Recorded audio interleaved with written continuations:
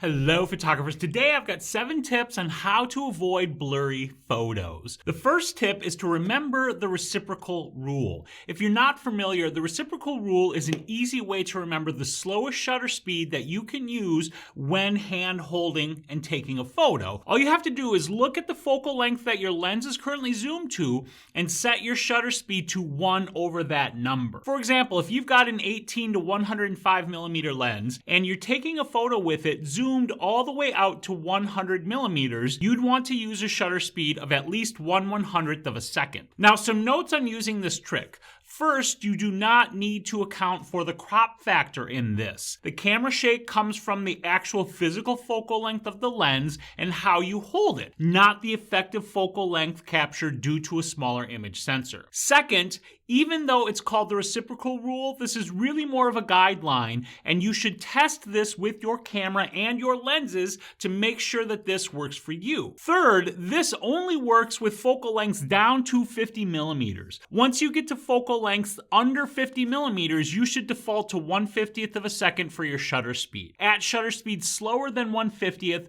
motion blur from subject movement is going to appear in your image regardless of how steady you hold the camera. Fourth, this does not account for image stabilization. Using stabilization can allow you to shoot at shutter speeds that are slower than 1 over the focal length of your lens and still avoid motion blur from camera shake. Which brings us right to tip number 2, which is to use image stabilization if you have it. Lens-based and in-camera are the 2 types of image stabilization available. With lens-based stabilization, 1 or more elements in the lens are on a sort of shock absorber. With in-body stabilization, the image sensor is on another sort of shock absorber, which works to keep the position of the sensor steady when there's camera movement. By being able to keep the lens element or camera sensor in place, you can avoid blurry photos even when shooting at shutter speeds slower than 1 over the focal length of your lens. Now, there are 3 very important points you need to remember about image stabilization. First is that image stabilization does nothing for moving subjects. Image stabilization is all about combating blur from camera shake and cannot help you avoid motion blur from subject movement. Second is that you have to test the limits of your image stabilization to see how far you can take it. The best way to test this is to choose a focal length, set your settings to take a photo,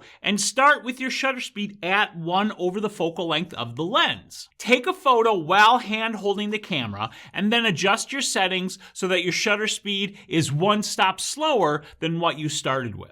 Take another photo and repeat this process for up to however many stops of stabilization you're supposed to get with your equipment. For example, let's say you've got an 18 to 105 lens that is rated for 5 stops of stabilization, and you're testing at a focal length of 105 millimeters. You'll take a total of 6 photos at these shutter speeds that you see on screen here. After you've taken the photos, download them to your computer and see which ones are blurry and which ones are sharp, and then note the slowest shutter speed that is sharp and figure out how many stops away from your reciprocal rule shutter speed that is. For example, let's say the photos at 1/100th, 1/50th, 1/25th, and 1/12th are sharp, but the photos at 1/6th and 1/3 are not sharp. That means that generally speaking, when using image stabilization, you will avoid blurry photos at shutter speeds up to 3 stops slower than what the reciprocal rule would dictate. Now, don't just test this on 1 focal length.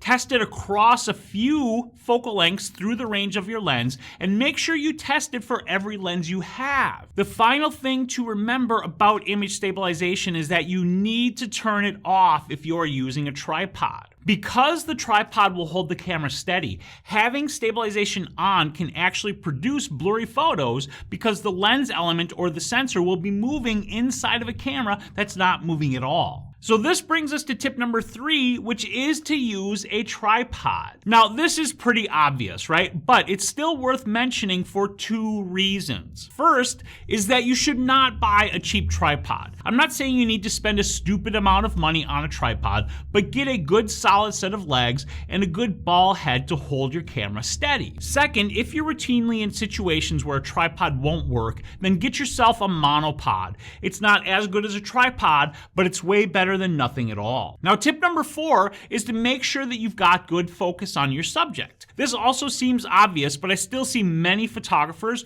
using the default focus point selection method, which is that the camera decides where in the frame to focus for you. To ensure that the camera focuses on what you want it to focus on, choose a single focus point and use that focus point to precisely focus on your subject. Secondarily to that, use your camera's continuous and tracking focus features when you are photographing a moving subject. But more importantly, test out the different combinations of continuous and tracking focus settings for your camera to see what will give you the most accurate results. Now, tip number 5 is to consider your depth of field. Everybody loves that super shallow depth of field look, but sometimes your depth of field is so shallow it throws parts of the subject out of focus that you want in focus, resulting in unwanted blur. When this happens, simply choosing a somewhat smaller aperture can avoid the blur that you're getting from your depth of field being too shallow. Next is tip number 5, which is if your subject is moving, make sure your shutter speed is fast enough. This is one of the harder things to nail down because different subjects move at different speeds. Remember, image stabilization will do nothing for you here. Avoiding blurry photos of a moving subject is purely about using a fast enough shutter speed to freeze the motion of that subject. This is something so many photographers struggle with. Well, I can give you some guidelines to work with for different moving subjects.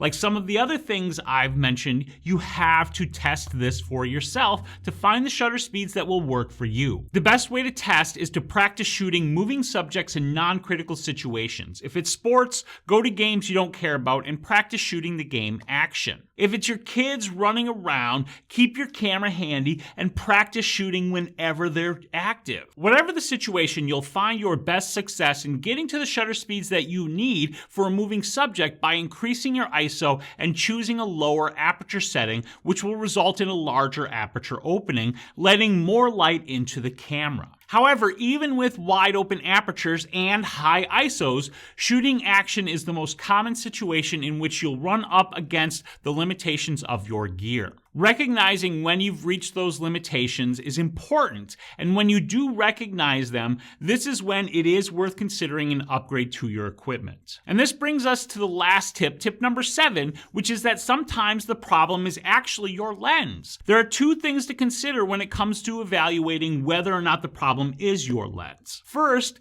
is that the camera and the lens combo that you're using may not be focusing accurately. What can happen is that your camera and lens together are just a bit off, to the point that when you focused on a subject, the camera is actually focusing slightly in front of or slightly behind that subject. There's an easy way to test this, which is to lay a ruler on a table and then to point the camera at it at an angle. Then focus on a specific number on the ruler and take a photo of it. If the focus is in front of or behind that number, then your camera and lens combination needs to be focus adjusted. Some cameras have a function that allows you to do this yourself, but many do not. And if yours does not, the only option is going to be to send the camera and lens in for calibration. Now, if your camera and lens combo is focusing correctly and everything else is correct, then the issue may just be that your lens just isn't sharp. Kit lenses and other consumer grade lenses